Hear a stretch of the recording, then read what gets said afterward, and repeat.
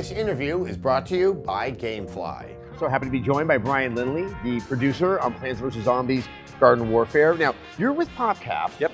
And when you look at Plants vs. Zombies, Bejeweled, Peggle, you're thinking, yes, the first-person shooter multiplayer is in the DNA of this company. I mean, are you a legacy employee of PopCap, or do you have experience in kind of the genre of game that this is? We definitely have experience with the engine we're using for sure. So our team, when we started the project, was sort of adopted by PopCap specifically to build Garden Warfare. So we had a lot of experience with the Frostbite engine, and that helped kind of steer us a direction in terms of us taking Plants vs. Zombies in a direction no one's ever seen before. No, I mean, it is, at first, it's like, hold on, is this a good idea? You know, having just sort of played some of it upstairs, the Horde mode. No, it makes perfect sense, but how much are you sort of adopting the structures of, you know, a multiplayer shooter, and then how do you sort of modify that so it does incorporate what is essential to Plants vs. Zombies? A couple different ways. So the way we infuse more tower defense into the experience is Plants can sort of fortify locations by calling in a lot of the classic characters from the original game. So your pea shooters, your repeaters, your fume shrooms, your daisies, all that stuff come in and help the Plants defend. You also infuse that a bit into the multiplayer experience, because the zombies also can summon a lot of the classic zombies to come fight with them. So we've tried to kind of intermingle a bit of the original sort of charm and spirit of those characters into the multiplayer experience while still making it feel like a legitimate skill-based multiplayer. Now, the Plants and Zombies, neither's known for its mobility or agility. You know, and if you look at a battlefield, or if you look at something like a Call of Duty, you have parachuting, you have climbing ladders. That's something you really can't accomplish. So how do you sort of structure the levels so you're still giving that sense of, I can scurry away into a corner of a map and do something interesting? Yeah, so we spend a lot of time just iterating on the level design to make sure, number one, that it flows well, and that there are places where the Plants especially can kind of hunker down and fortify if they need to get away from the zombie chaos. And we've given mobility to the characters, which is kind of strange when you think about it. But when you see it in action, most people just kind of get used to it and play. But with also building some verticality into the levels first. So characters like the pea shooter, which has a hyper ability, can get up on a roof, but he can fight with the soldier zombie who has a rocket jump, can also get up on the roof and try to create both vertical gameplay as well as kind of places where he can hide or camp a little bit, depending on the play style. Now, I think as many people know, especially those who do not play games all the time, just jumping into a multiplayer match in your typical military shooter is, you're not going to see anything other than a loading screen, or just what your stats are, which are quite poor. Plants vs. Zombies has a very broad appeal. So how do you have that balance where it is a good shooter, but one that, you know, someone who isn't as accustomed to the genre can get into and can perform quite well? I think the way we primarily attack that is try to create character classes that will be good entry points for players that maybe are not super familiar or experienced with shooters. So when I look at like the Sunflower, who's the healer for the Plant team, to get involved with that character is pretty straightforward. You follow people around and heal them. That kind of gets you kind of into the battle and kind of feeling the dynamic.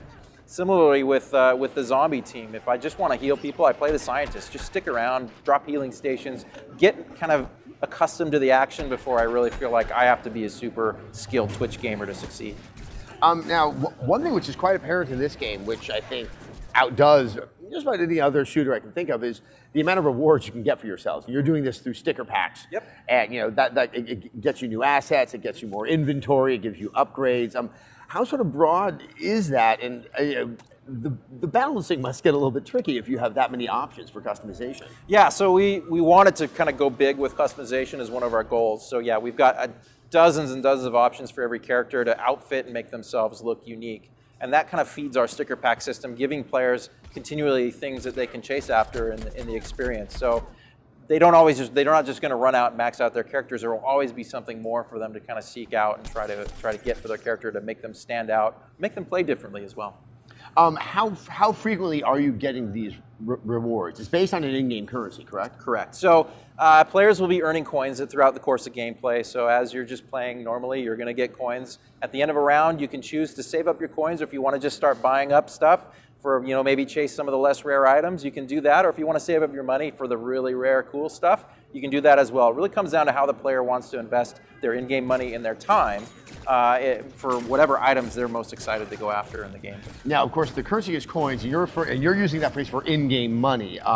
that always sets up, it's the big question nowadays, whether or not that's also going to transfer to real world money to kind of buy your way to success, or at least to upgrades within the game. Yeah, so it's certainly an option for players if they want to accelerate their experience and get more things more quickly. We're a bit on the fence still in terms of what we're going to do. I think at launch we probably won't have any sort of real money transactions enabled in the game, but I think as we start to expand the experience, similar to the way Mass Effect 3 expanded their multiplayer experience, we will probably start to introduce more of that down the line. Now, it's also a multiplayer game. It's with EA. Obviously, Battlefield 4 has had some challenges in terms of what's been happening on the servers. You must be aware of that. Is what can you do to try to predict and prevent some of those problems from happening? A lot of it just comes down to preparation and testing. I think. In fairness to the Battlefield team, they had some pretty hard deadlines to hit with trying to launch with the consoles. For us, we've had a little bit more extra time to help us iron out the kinks and make sure that when we launch, that it's going to be as smooth as possible for our customers. And then today, what I got a chance to play was is your variants on Horde mode, and forgive me, I have forgotten the name of it. Garden Ops. Garden Ops, which makes perfect sense. If you could kind of explain sort of what you've done, this is all plant-based. You're playing the plants, and the zombies are coming towards you. Correct. So Garden Ops, the plants, obviously the way they're designed, they're very defensive in nature. That's what they are in the Plants vs. Zombies universe. So their jobs is to plant a garden and defend that garden from the endless crazy waves of zombie hordes. So they do that by fortifying their base, by working together with their team, by also working with people helping in the companion boss mode experience as well, and trying to survive endless sort of crazy waves of zombies, and that it just escalates in intensity and insanity as you go along. And this one seems to be a little bit more, it seems closer to kind of the core elements, the tower defense, that is the Plants vs. Zombie game. I'm curious if you if you guys approached this mode first because it was so close in spirit to what the original game is. It wasn't the first thing we built, but we definitely spent a lot of time prototyping our multiplayer, trying to figure out how do we infuse that tower defense element. And I think some of our multiplayer modes is where we first kind of tackled that. But then we realized, God, co-op would be so much fun as well, and it's almost perfectly suited for the structure you're used to of hunkering down and just trying to survive against endless crazy waves of AI. And the plants were already designed to play that way. So it almost was a no-brainer. Once we had the kind of core gameplay in place, we're like, well, heck, let's just do co-op as well. And Garden Ops was kind of born from that.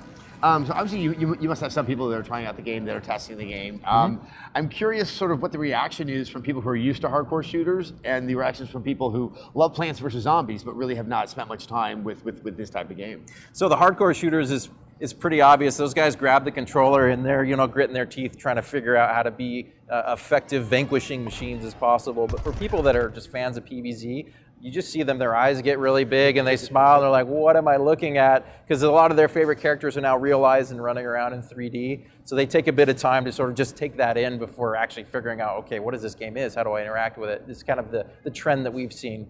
We kind of wow the PvZ crowd while the shooter guys just go straight at it and try and take stuff down. As I said before, it's something that I was like, okay, okay, and now having played it, it really is. It's fun to be in that world from that vantage point. Yep. And the game comes out February 25th on Xbox One and Xbox 360. All right, I'm looking forward to it. Thanks so much. Thank you. Thanks, Adam. And now let's take a moment and thank our sponsor, GameFly. GameFly is the largest online video game rental service, offering you a choice from over 8,000 new and classic titles across all consoles and handhelds. Plans start at just $15.95 a month, and members can rent 1 to 4 games at a time, keeping them for as long as they like. Once you're done playing, just send the game back and GameFly will send you the next available game on your list. You can support Rev3 Games and get a free 15-day trial when you sign up at gamefly.com/Rev3Games.